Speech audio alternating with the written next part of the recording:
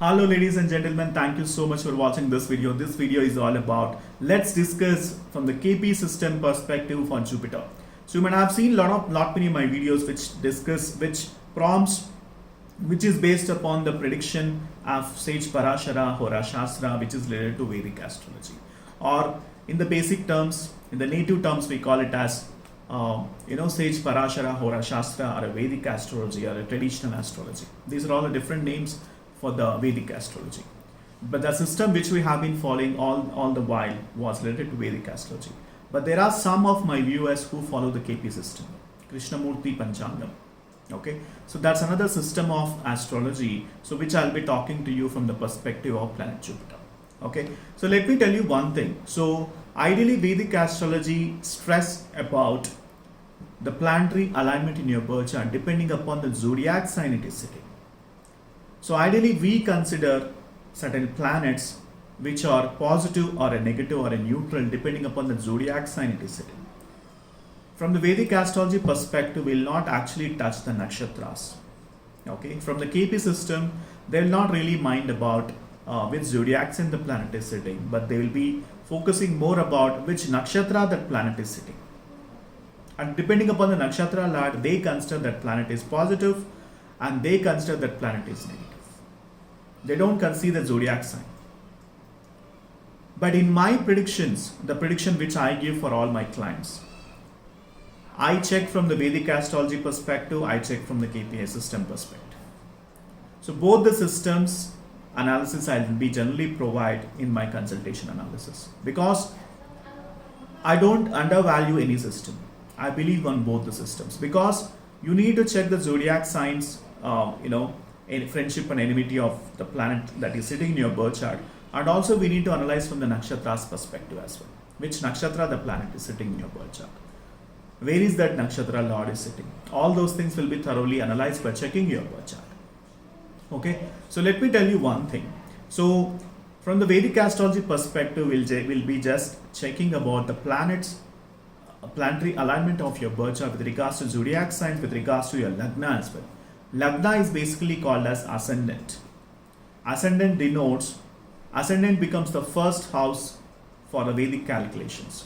So whichever zodiac sign, it can be Sagittarius, whether it can be Aquarius, whether it can be Cancer, whether it can be Scorpio, whether it can be Aries or Taurus or any zodiac sign, wherever ASC is mentioned in your birth chart. So that is considered as your ascendant, which is nothing but the first house, which talks about your behavioral traits, which talks about your mindset, which talk about your thought process, which talk about yourself, which talks about your childhood. What are you? What is that? What is your true purpose of your life? What is that you are actually longing for? What is that you are interested towards? All those things can be thoroughly checked by analyzing your ascendant of your birth chart. Okay, and similar way, the placements of the planets from the ascendant it is placed, that's when we'll be calculating the houses, whether it is the first house, second house, third house, fourth house, fifth house, sixth house, seventh house, eighth house, ninth house, 10th house, 11th house and 12th house, depending upon the planet that is sitting on the specific house of your birth chart, wherein which the birth chart is being divided into 12 compartments, and from there I'll start calculating from the ASC, which is nothing but from the ascendant perspective. Okay, so that's how the calculation generally goes. And depending upon the planet which is receiving the aspects, we'll consider the aspects as well. And depending upon the karakattvas, depending upon the planet that is situated in the specific house of your birth chart, that is how the events will start triggering in your life.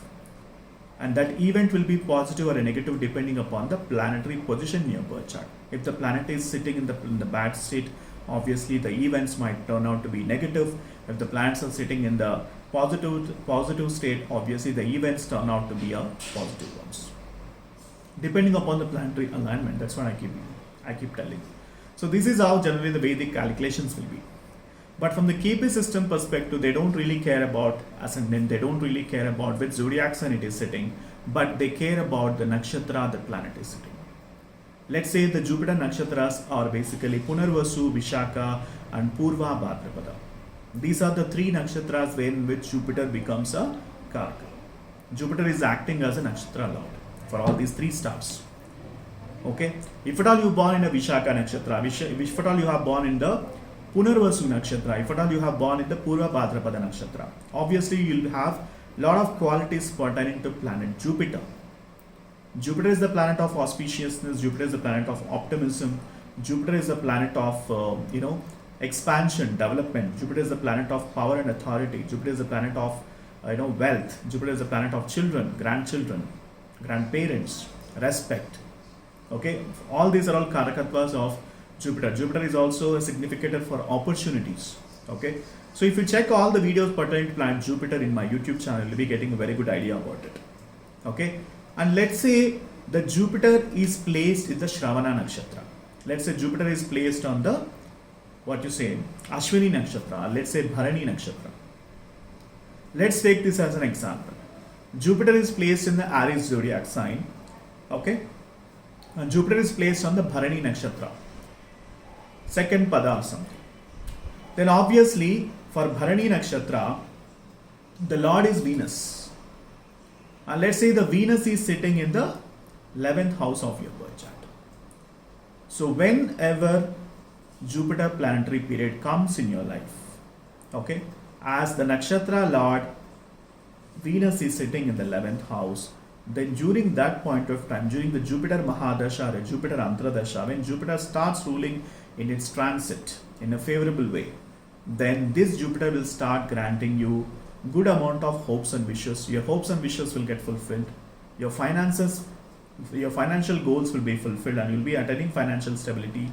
Okay, you'll be having very good relationship with your siblings. You'll be having lot of opportunities to travel to abroad. All these things generally happens when Jupiter Mahadasha or Antardasha starts ruling your life.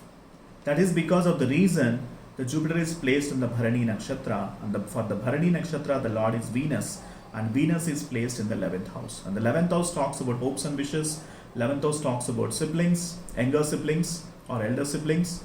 And 11th house also talks about your friends, networking. 11th house also talks about long distance journey. 11th house talks about father.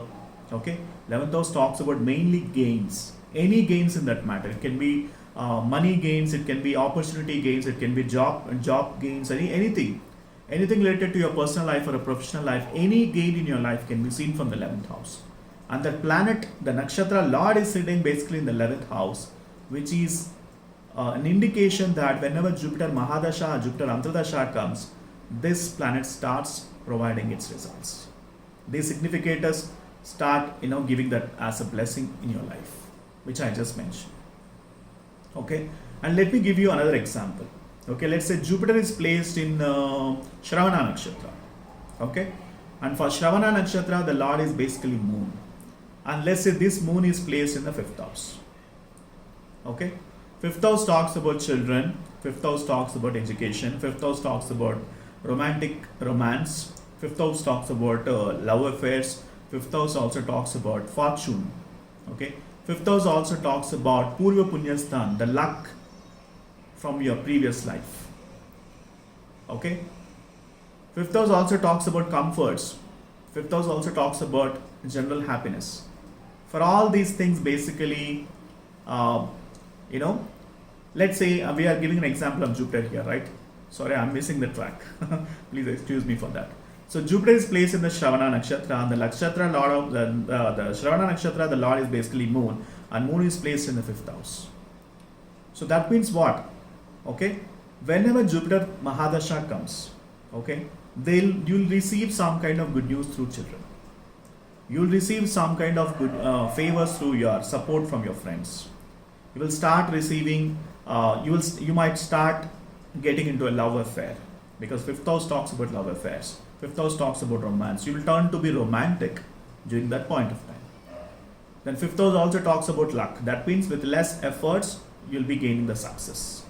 That happens if Jupiter is placed in the Shravana Nakshatra, and the Lord of the Shravana Nakshatra being to be moon and placed in the 5th house. Let's say the Jupiter Mahadasha started, okay, and Jupiter is placed in Shravana Nakshatra, and the Nakshatra Lord moon is placed in the 12th house. 12th house talks about losses, expenses, liabilities. Okay, 12th house also talks about your writing skills, spirituality. 12th house also talks about bed pleasures. 12th house also talks about enlightenment. 12th house also talks about mantra siddhi. 12th house also talks about your inner abilities which you haven't exposed to the outer world. All these things starts manifesting when Jupiter Mahadasha comes, Jupiter Antradasha comes, when Jupiter starts ruling your life.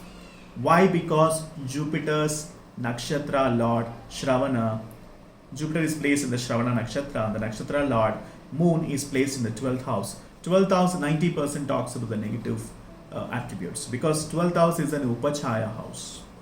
Okay, so during that point of time, you'll be having a lot of expenses, you'll be having a lot of liabilities, you might be undergoing some debts, you might be undergoing some kind of financial issues, and you will start writing something, because 12th house also talks about writing skills. Your writing abilities will be exposed to the outer world, and 12th house also talks about spirituality. That means you might turn to be spiritual during this time.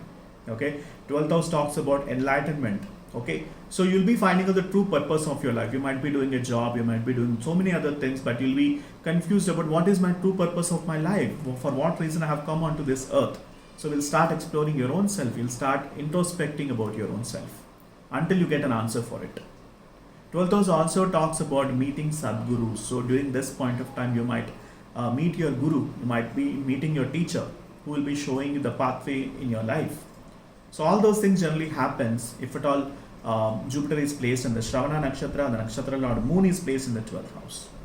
Okay, so thank you so much for watching this video. So this is how the KP system generally works. This is just a short bite I just want to release. See, the thing is, whenever I do the prediction, I generally check from the Vedic astrology perspective, I generally check from the KP system perspective also.